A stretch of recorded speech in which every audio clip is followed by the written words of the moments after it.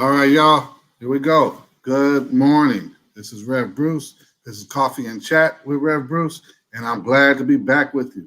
Listen, we got some exciting conversation coming up today. You know what I mean?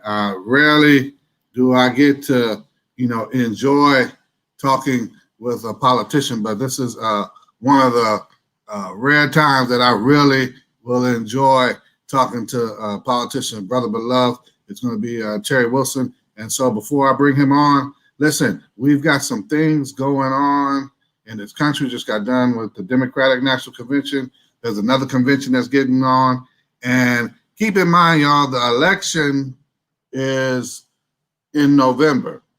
We've still got to get out and vote. We've still got to mail in ballots, whatever is going on in your neighborhood, in your area. But keep that in mind that we still got stuff to do. And at the same time, folks are still hungry. Folks are still starving. Folks are still, dealing with homelessness. And so these things are still happening. These are still real issues. We still have food insecurity as a real issue. And so don't get caught all up in the distraction of who's who and what they're promising. Make sure that beyond what they're promising, you get hooked up with how to hold them accountable, how to be there and be an active participant in the political process. And so I want to make sure somebody does that.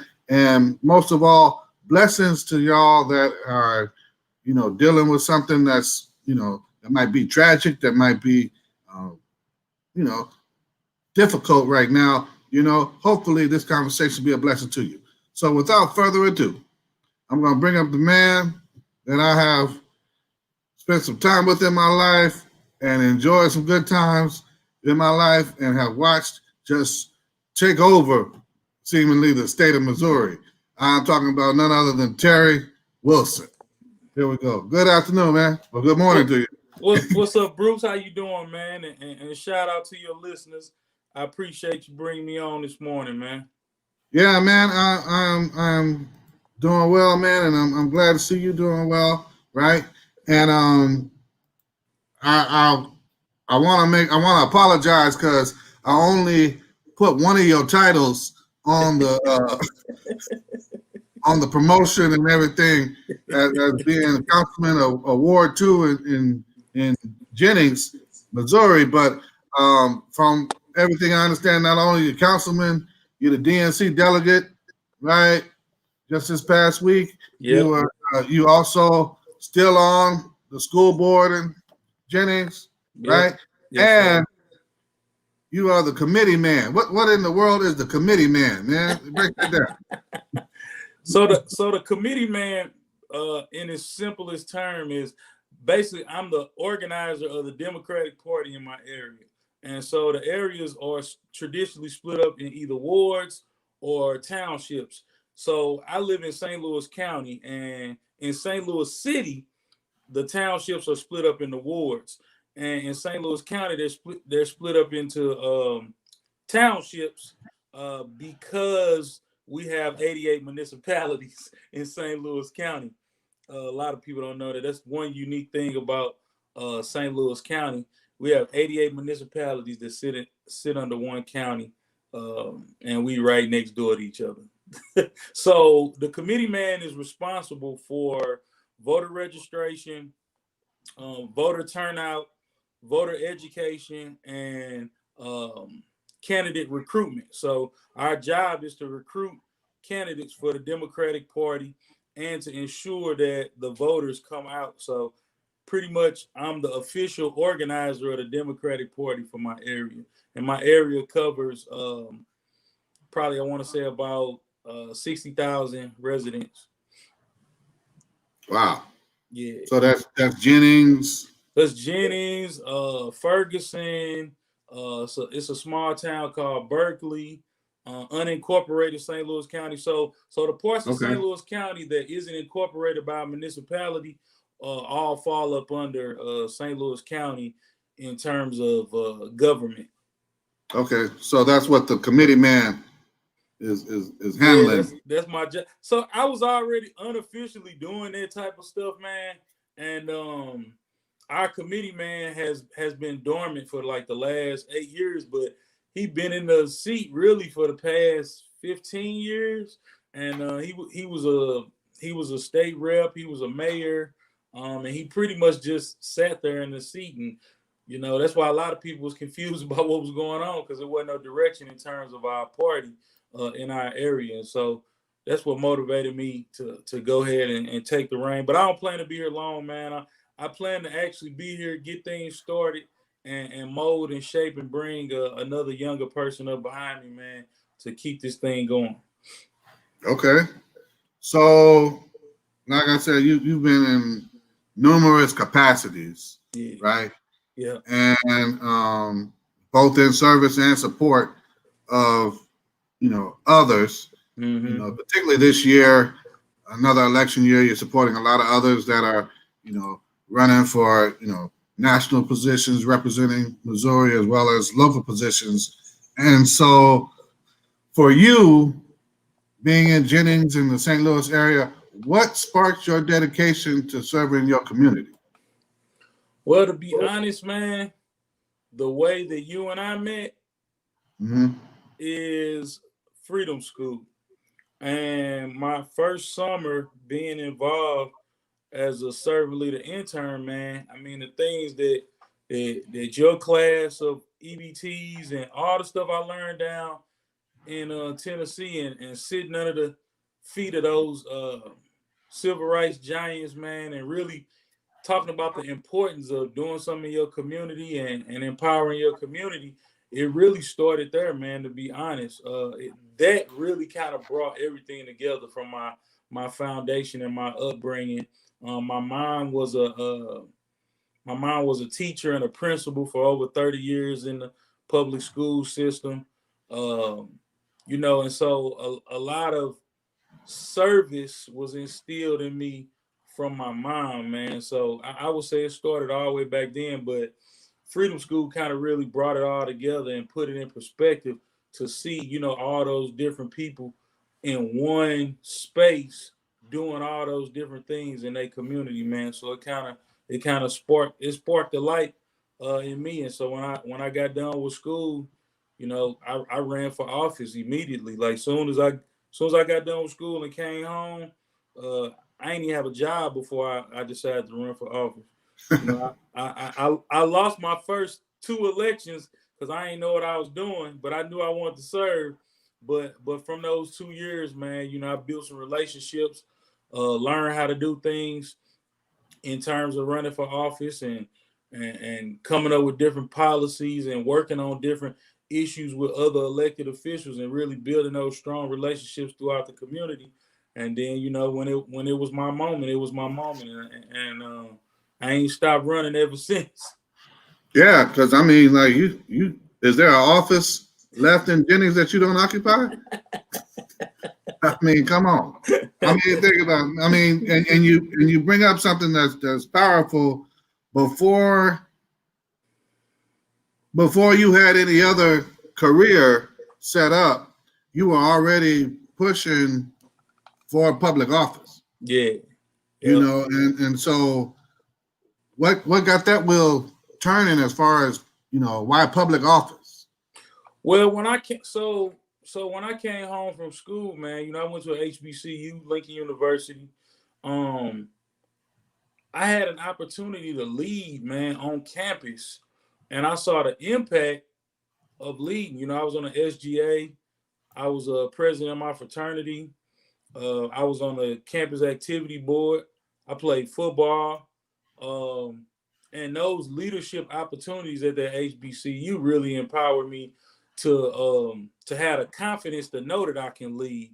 And so I saw a problem when I came home, man. When I looked around, I live in an African American community, man. We probably 90% African American, but all the leadership positions was occupied by white people. You know what I'm saying? And I was like, man, why ain't nobody stepping up in the community to lead our people? You know what I'm saying? Like, who do we go to for representation? And Mm-hmm. so all of those different things, man. Streets was looking bad and the education system was terrible. And so, I actually decided to run for school board. That was the first position that I actually won. Um, and when I got on the school board, it was in bad shape, man. But I'm glad and proud to say, I've been on the school board going on 10 years now, man. Um, we are the only urban school district within our area that is fully accredited. You know what I'm saying? So we're fully accredited, and we actually score in accredited with distinction. We've had 100% graduation rate for the past 3 years in a row. Well, past 4 years in a row. 100% college or career placement. Since I've been there, man, we brought a whole lot of innovative programs. I was able to hire two dynamic superintendents, nationally renowned superintendents, man. So, we was able to do some great work, man, and I was able to see the change that can be made by being in position to make those changes. Wait a minute, man. Wait a minute. 100% graduation rate 100% graduation rate. and 100% graduating class with college entry. College and or career. Everybody either got a job, went to the military, or went to college. Nobody was left behind. Well, damn. that's a that's a that's a lot, man. Oh yeah. When you consider dropout rates and everything, and I know when you got on the school board for Jennings, the state didn't even want to touch y'all as far as accreditation. Nah. We were provisionally accredited. Finances was in the toilet. But that go to show you, man. Change starts at the top. If the top ain't working right, ain't nobody below getting no direction. You know what I'm saying? And so, we literally started over, man, but we fast tracked that thing and instilled a lot of innovative things, man. We wasn't afraid to take control of our destiny and provide the best education for our children. One thing that a lot of people don't realize, and it might be different in other states, but in the state of Missouri, your local school boards dictate everything. So Okay. the state basically sets they basically set goals that we supposed to meet. Yeah. They receive the funding from the feds and the state, and they give it to us, and they hold us accountable for how we spend it. But in terms of what we teach, in terms of what we do, in terms of how we do it, it's all on the local school board. You know what I'm saying? And I don't let people get away with trying to blame it on the state or the feds for the failure of the education locally. Now we do have a few school districts that have been taken over by the state, but in terms of our local representation, our local operation of the school district, it's full go, full throttle with the local school board. So those are the people that need to be held accountable when it's a failure going on in the school districts. So there's a lot of autonomy, which brings in a lot of accountability. Absolutely. Okay. Yep. All right. Yep. Well, I mean, I have to commend you. That's a lot. That's a big turnaround for everything that I read on Jennings School Board before you arrived. It's a big turnaround, and to have those percentages that you're able to share like that, hats off to you. Hey man, we made the investment, man. I mean, we're a smaller school district, so we're able to kind of be a little more creative. But at the end of the day, man, as board members, man, we ultimately responsible for everything. So in terms of investment of facilities, in terms of investment of paying our teachers, we like the third highest paid school district in the state. You know what I'm saying? So we made sure that our teachers and administrators was paid well, because if you paid well, then we can hold you to a higher standards in terms of accountability, but you're gonna perform better too. You know what I'm saying? So I took the same approach you take when you drafting a quarterback or a running back. You know what I'm saying? You gotta pay them. You gotta pay the best. And you expect them to perform if you paying them. You know what I mean? So Yeah. that's the I same. was gonna try to stay away from sports because I know people used to brag that that was America's finest, winningest sports city for ages, and I don't want to really say much. Just Well, know that we'll say that for another show. yeah, because I didn't want to get into the demise of the St. Louis Cardinals at this time, and so I want to steer clear of going too far into sports analogies. Hey, you know, You know what I mean? that was always our debate, bro. Every time me and you got together, man, every summer, that was our debate, bro. Yeah. So I can probably say the Padres have Nah, have, y'all ain't. have, Yeah, hey, y'all ain't caught up, man. have the bats at work right now. Hey, y'all So ain't caught I'm up. gonna move on. I'm gonna move on. I said I'm gonna move on. I'll move on. So listen. You recently served as delegate at the Democratic National Convention. Yeah. What did it feel like when you got the news that you were having the honor bestowed upon you of being a delegate? Oh man, I felt proud, man. I felt proud because I felt like it wasn't just me. I basically was taking the whole hood to the Democratic National Convention. I'm representing for everybody, and I felt like it was an honor and a big responsibility to bring everybody's voice to the table through me.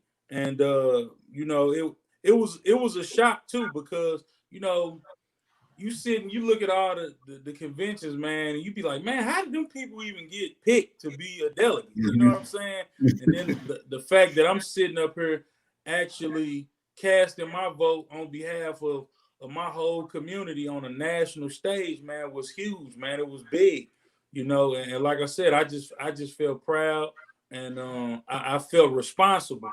You know what I'm saying? So it was huge, man. All right, and so you're still on the school board with Jennings, Yes, sir. for this school year, Mm-hmm. right? And then Yep. you should be timed out, Yeah. right? And you're working as a committee man, during this, heavy election time. You're within the last 90 days, and so a lot of what traditionally would be foot traffic and door-to-door campaigning and a lot of that pressing would be happening right now. And so how has COVID-19 impacted your work with this, with this campaign season? So I would say it has impacted our work tremendously, but it has forced us to be more creative and innovative in terms of how we reach the voters. I actually think this pandemic has really made the public even more engaged in what's been going on. And so, really taking advantage of where people are getting their information, I think has been huge. Social media has been ramped up a whole lot. Media period has been ramped up a whole lot, and mail, man, people paying more attention to their mail now because they're at home. But those traditional ways of campaigning, man, have really had an impact. When I just recently ran, man, I took precautions, but I still kind of did a lot of the traditional door to door. But I had on masks. A lot of people ain't want to come to the door, but I still made sure that I got out there, and I mean, don't nothing beat knocking on folks' door when you campaigning, man. So I haven't done it as much as I traditionally would do it, but Mhm. I continue to do that. But it's just been hard. It's just been harder and harder to get more volunteers to get out there, because everybody just they staying at home, and so it's forced us to be more creative and innovative, and utilizing technology to its full capacity during this campaign season. Okay, and yeah, because I mean, even during the DNC, I'm getting messages on Facebook from folks in Kentucky and Yeah. all these different places, man. And I'm like, I can't vote for you. What are you talking about? AOC has hit me up, Yeah. and I'm like, what are like, what's up? But it's like, for me, some of it seems like everybody figured out Facebook ads, and we're all gonna do it at the same time. Yeah. You Hey, know? but you know what though? Facebook has so it hasn't really been as easy to do Facebook ads as it was pre Donald Trump, because Yeah. a lot of that stuff with Russia, man, really forced Facebook to have you verify, being a real person, being a Okay. real organization. And so when people are doing those ads, man, they're really verifying that the person is really a person, and they connected to an organ, and they hold them accountable in terms of the stuff that they put out. So a lot of people have been jumping through hoops trying to put their stuff out there, because it ain't easy, but it's one of the cheapest ways to advertise, though, in terms of your traditional, buying an ad on TV or something Yeah. like that. You know, TV and billboards usually kill folks. oh man, the Um, billboard over here by my house, man, is two grand a month. You know what I'm oh, saying? Two grand a month. And that, I mean, I don't know a lot of people that got 2 grand just sitting around, but I don't.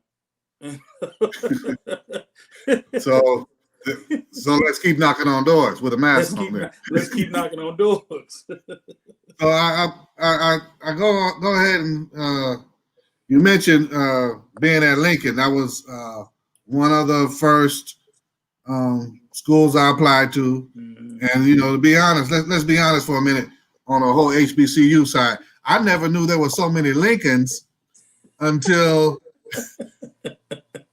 I got a letter from Lincoln in Pennsylvania. Mhm. I said, oh. And then I got the brochure about some snow. I said, that ain't the one I thought I was talking about. You know what I mean? And it's so many Lincolns Yeah. in the HBCU family. Yeah. And so Lincoln in Missouri is a hallmark of those, along with Lincoln in Pennsylvania. Yeah. But while at Lincoln, you played football, and you mentioned you're president of the fraternity. You're alpha man, Yes, right? sir. And so there's a long history of alphas, a long line of alphas who have served in public office throughout the years, and not denying that there have been others, of omegas and kappas and sigmas, but particularly with the alphas, when you talk about Adam Clayton Powell and individuals like that. And so for you as an alpha man, what do you believe to be the primary connection to community and service that you gained from your fraternity? Oh man, a whole lot, man. Actually, that was my training ground for community organizing, bro.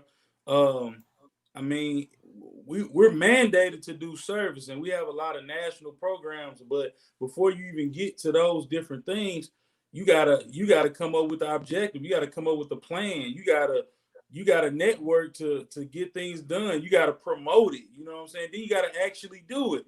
And I think all of that hard work that's poured into that is good training for a young black man that's in college, and then preparing them for the world, man. And I believe, and the one thing that really attracted me to Alpha Phi Alpha, man, was the strong positive males that I saw. The president of my university was an alpha. You know what I'm saying? Mm-hmm. So I always saw alpha men in leadership roles.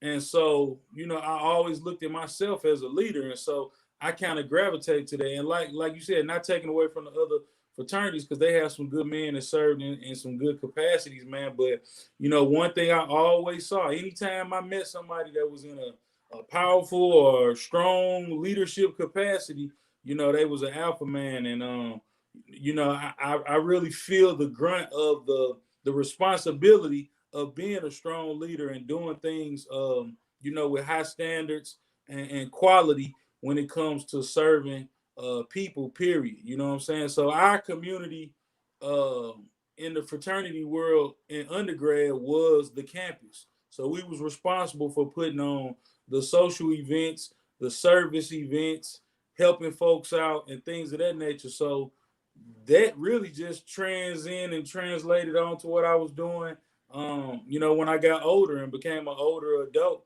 in my community. It was a training ground for that. Okay, cool. Well, to be one, ask one. That's what they say, right? Right, that's right. Come through. Come on through, Bruce. I'm still recruiting. Still recruiting. Huh? Come on through, Bruce. Here we go. We got a graduate chapter in California. You got a yeah, I know some folks. Bro. Amen. I told y'all this was gonna be a good one. I told you a lot of jabs.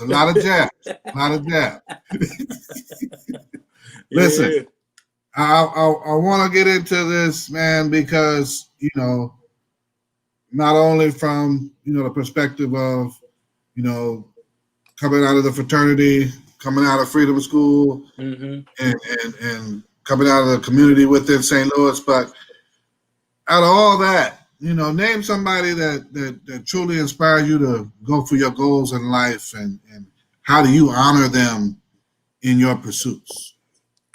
I would say my mother, man. My mother has been a true inspiration in my life. I get my strength from my mom.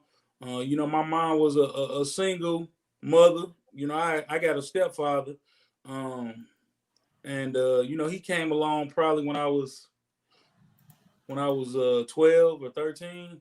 And so my mom, man, she did it. My mom got a master's degree, got an undergraduate degree. She was a principal. She got her education while she was raising, me and my brother. Mm-hmm. And she made sure that even though she had all those things going on personally, that she took care of her responsibility in terms of raising us, spending time with us, instilling morals and values in us. And then, just to sit back and see my mom be successful in everything that she has taken on, it's been a true inspiration to me. And I came from her. So, that right there showed me that I could do anything that I want to do or that I put my mind to, because I saw my mom do it. Now my mom is she's retired. She's a retired principal, but she started her second life. My mom started a nonprofit 10 years ago that's successful in the city of Jennings, but she also is the mayor of Jennings. You know what I'm saying? So, I've seen my mom evolve from all of these different leadership positions, and they were all capacities to where she was actually serving people, man. And so, I draw my inspiration from her, and I honor her by following in her footsteps, and also taking the baton and doing even greater things out here in the community. She called me all the time and tell me how proud she is of me, but she always challenged me to do more. You know what I'm saying? So I would definitely say my mom, man. Yeah, man. I think you blew past something right there that people might have missed. Your mama is the mayor. My mother is the mayor, man, and I'm serving in her. So the ward that she was a councilwoman too. So I'm serving in the seat that she once occupied.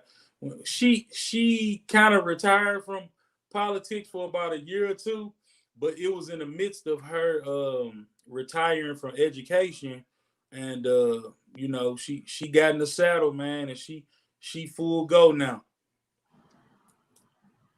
So she's not really retired. If she's Nah, married. she ain't retired. She started a second life. Yeah, she started a second life. She retired from education, but my Yeah. mom, they run her and my father, they run a nonprofit that pretty much is resource coordinating. They coordinate resources for housing and jobs and utility assistance. They give away clothes and food on a regular basis. They work with other agencies in terms of community building. So it's a small CDC, Community Development Corporation, man, and we getting into the housing market slowly. Yeah. But right now we focusing on the social services side, and so they've been going for about 10 years now. And they got a building over there in Jennings where they serve clients out of. So she's doing that uh, along with being a mayor. Along with running the city. Along with running the city. Yep. And you're on the council. And I'm on the In the council, ward man. that she wants to occupy the seat of. Yeah. And sometimes I have to take the sun hat off and say, look, Mayor, this is what we want over here. You know what I'm saying? So, Man. It get crazy sometimes, man. But we figured out a way how to separate son and mother and councilman and mayor. I hold her accountable the same way I will hold any other mayor accountable that's occupying that seat. Yeah. Well, that's all right, man. That's you know what, man. I'm shocked. I did not know your mama was a. I knew she did the other stuff with the CDC. I didn't. If I had took another step and looked further on the City of Jennings website, I probably would have found out that Jerry's mama was the mayor. Well, my father's on the school board. Well, what ain't y'all running out there? I mean, come on. I mean, y'all got it on lock. I mean, shoot. Yep. Is your son running the YMCA too? He the class president. Grooming him early. Grooming him early, man. Oh my God. Well, that's all right, man. And what better than to have folks, politically involved, civically engaged. It does. It speaks to, like you said, her inspiring you and you honoring her. And so, as much as you can, with the sun hat off, hold her accountable, and I think you'll be all right. Yep, man. We got a lot of great things going on in the city, man. Like I was telling you earlier, man. We 90% African American, man, but about 10 years ago, man, you wouldn't have known that. Looking at the government structure, man, and mom has came in and worked diligently with rebuilding the things in the city, man. We got a lot of exciting things going on, man. We've been awarded grants for the parks. Our park was voted #1 park in St. Louis County 2 years ago. We're rebuilding. We're building a brand new city hall and rec center for the community. We built a brand new basketball court. Back in the day, they didn't want basketball courts because they said it was gonna bring gang activity. You know what I'm saying? Okay. So okay. we fought hard for that, and we got state of the art outdoor basketball facility, man. We've repaired streets. We done started different programs for people to buy abandoned houses, because we had an abandoned house. We still have an abandoned house problem in the city of Jennings, man. But every year, man, I'm amazed at the work that we're able to do. by partnering with different people and developers and partnering with each other in the community, man. We really making things happen for our people in the community. Yeah, and before I get to this last question and allow you to get on with your busy day of from Zoom to Zoom and everything else. I do want to commend you for something you were sharing with me earlier before we got on air about what you're able to do for Ted Gatlin Jr. Yep. And his legacy and Ted in his time with us was a master at holding people accountable. Oh yeah, for sure. Calling folks to the table and on the mat for doing right by the people, and so I I just thank you for what you're able to do there in Jennings and the park. Yeah. Setting up a bench and plaque in his honor, as well as planting a tree. It's a lot to be said about people as they're coming along and what you're gonna do. You know what I mean? But I appreciate what you are doing and have done in his honor. So I appreciate that, man. Friend to friend. Ted definitely held folks accountable, man. I mean, when he moved back to Kentucky, man, I mean, he was on me about my politics, you know what I'm saying, and about my position. Even with this last position I was running for, he was like, man, if you're going to run, you need to take it serious and you do something every day. And he held me to that, man. Hey, Ted literally called me every day while I was running up until his departure, man, and said, hey, what you do for your campaign today? You know what I'm saying? He held me accountable, bro. You know what I'm saying? Yeah, hold your feet to the fire. And I appreciate all he has done for me, man. And he definitely gonna be our angel, man. We got a close ancestor right now. You know what I'm saying? So yeah. Shout out to Ted, man. Long live Teddy G. Yeah, the legacy is fully extended. Oh yeah. I hope you planted a big thick tree. Oh, you already know I did, man. I couldn't plant no little bitty tree. No little Charlie Brown tree when I come to Jennings. Half bald headed and leaning to one side. You know what I mean? Here we go. So man, I know you got something to do. So let me ask you this last question, and I'll give you the rest of your day back. If you had some advice to offer somebody today, somebody who's a first-time voter out there, what would you share to inspire him or her today to get them to the polls or to mail in their ballot? So first, I would ask them, how do they feel about their situation right now? And when I say their situation, how do they feel about crime? How do they feel about economic development? How do they feel about education in the space that they occupy right now? And based off their answer, because I know something's going to come out of that question, based off their answer, I'm going to ask them, what are you doing right now to affect it? And then out of that answer, I'll say, well, the first step is to take a step forward. We got to take a step forward by voting. We got to take a step forward by going to a city council meeting and hearing what's going on. We got to take a step forward by mentoring a young person. We got to take a step forward by just picking up the trash in front of our house. Even though we didn't put it out there, it's still out there. And it's our responsibility to pick it up if we walking by it every day. And I think the rest will follow after that conversation. You know what I'm saying? What are you doing? Hey, and I think that man, you gotta. I'm trying to figure this out because you got family out here. Let me see. Because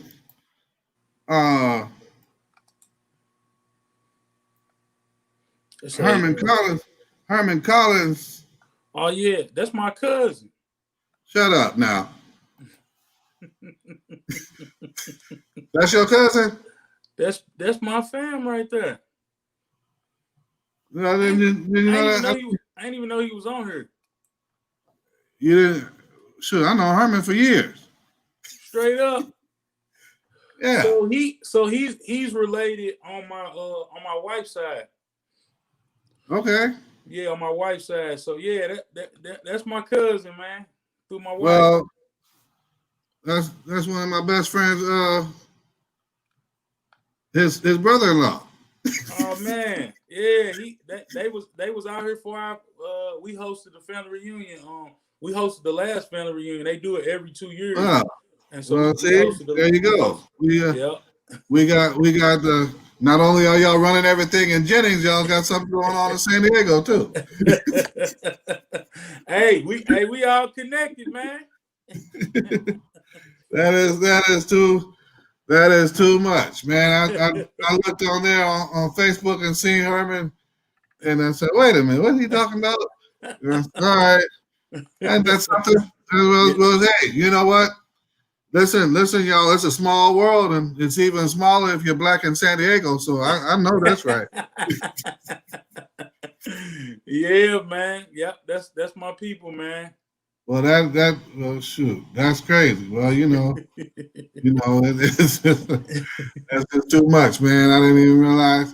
I was like, wait a minute. Yep. It's too much of coincidence, man. Well, that's good, man.